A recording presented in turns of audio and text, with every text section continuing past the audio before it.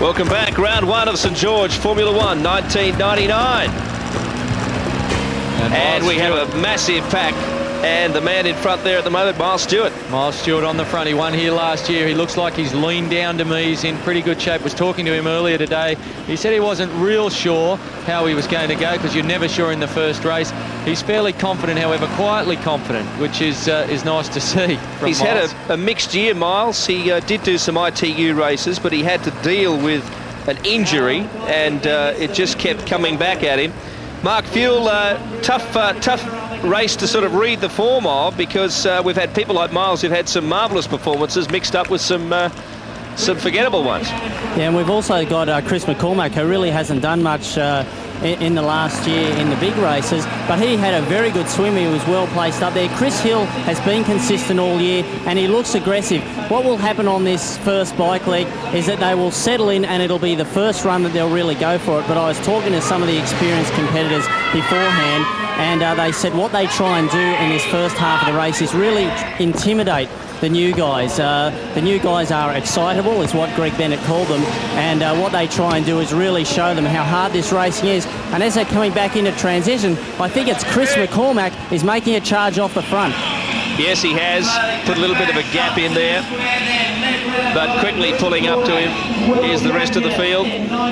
Well, looking at the way they're riding and Mark Fuel's down there in transition, they don't seem to be going real hard to me, Mark. It looks like they're just content to sort of stay in a bunch. It doesn't seem anyone's really pushing the pace at this stage. Yeah, it looks fairly steady, and I've got Phil Anderson with me. And Phil, how much have triathletes improved their cycling since the early days? I think it's changed quite a bit. I think now these courses are made more for the public, whereas in the old days it was pretty much a very individual sport, but it's becoming more and more spectator sport. So what they try and do is put it on a more technical circuit where and tighter, so they can see them come by a number of times, and it's so that alone has changed the sport considerably, especially this type of Formula One race. And do you think that at the moment they're just sitting there and waiting for the next leg? Yeah, well, it doesn't look like they're going that quick, but that's because it's quite a technical course. There's a lot of braking. They have to slow down.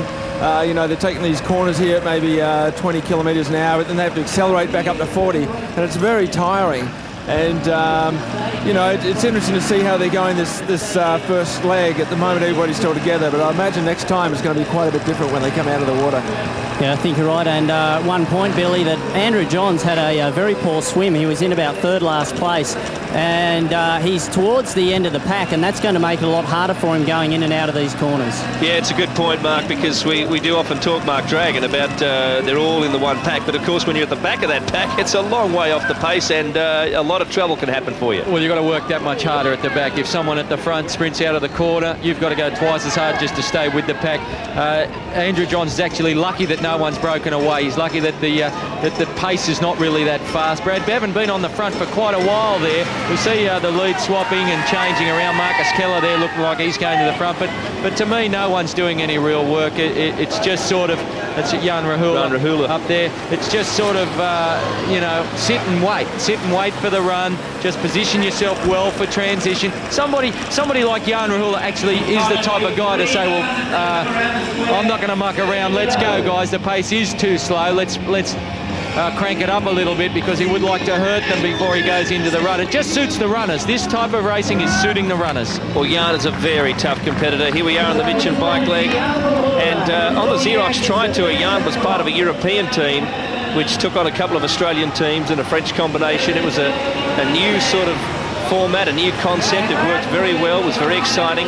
They'd never raced as teams before, these athletes, but Jan was especially difficult and a very good competitor in that event, and he's had a pretty good year too.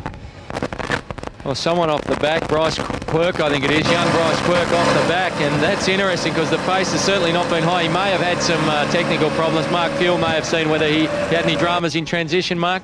Well, Bryce just didn't have a great swim, and it was a slow transition, and it looks like he went out with them towards the back, but it looks like he just got spat off the back in one of those corners. And Phil, that's going to make it very hard for him to on the run and to get back.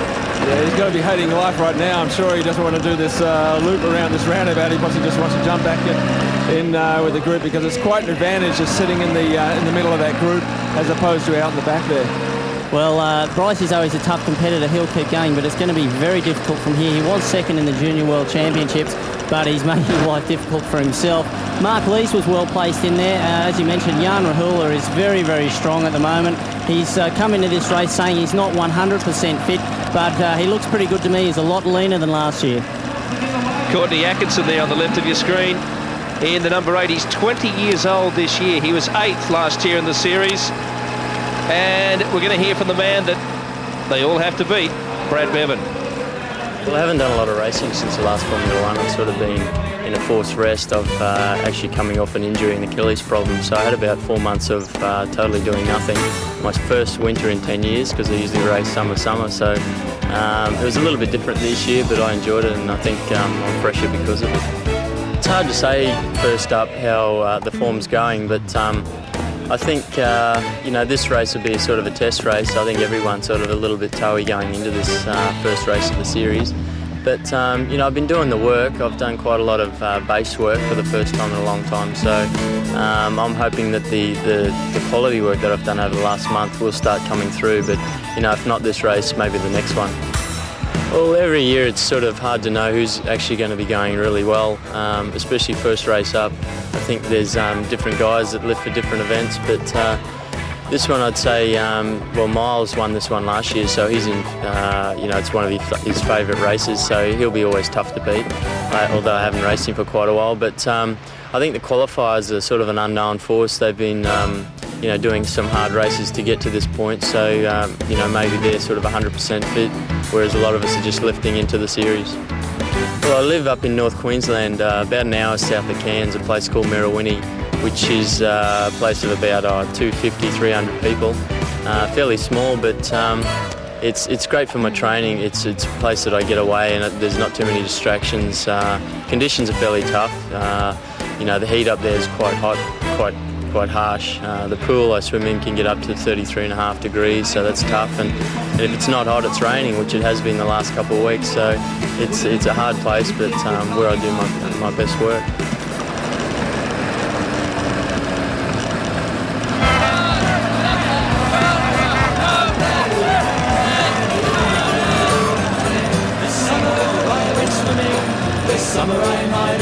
And you can hear that unusual music coming in underneath us. That is in fact the Brad Bevan song, written and performed by the band Snake Gully. Just to give you an idea that the Croc, as they call him, is a legend in Queensland. Just like you know who, just like you know who. This summer I went swimming, this summer I might have drowned. Then I saw Brad Bevan, he turned my life around. Turn my life around. Remarkable character, Brad Bevan. Mark Lees, though, is the one who's made the break in the middle of that little episode there.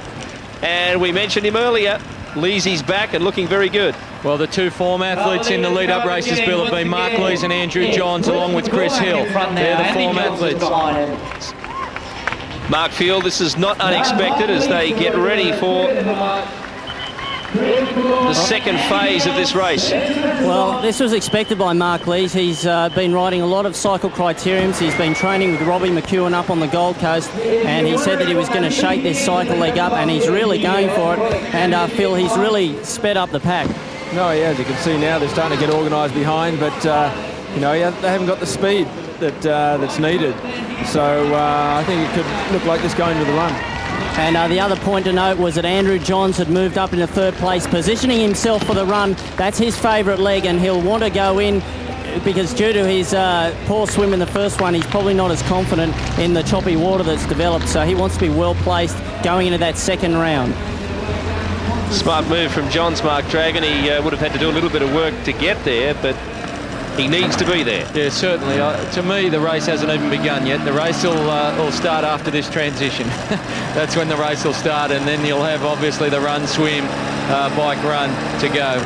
It's been a big pack together. I think all the guys have decided, well, we're not going to make a break. We'll just sit here, prepare ourselves for the run and see what happens. Well, the master of the enduro, Greg Welch, always said the second swim. The second swim was the key to the race, and certainly he used to try and break some of his rivals on the first run, and then that sort of phase from run to swim, and as you say, what becomes the second race within the race. Yeah, it's the first run, the second swim, and obviously who's got the legs in the last run. But really, they dictate what happens in these races, providing no one makes a mistake, of course. On the subject of Greg Welch, Mark Lees won the very big triathlon in Laguna, Phuket, beating Welch by 5 minutes. So that gives you an idea of some of the form Mark Lees has showed since his comeback from a 6-month layoff. Well, Mark Lees has been doing a lot of criterium races, as Mark Gill mentioned, and his skills have really improved on the bike, and he's enjoying this circuit.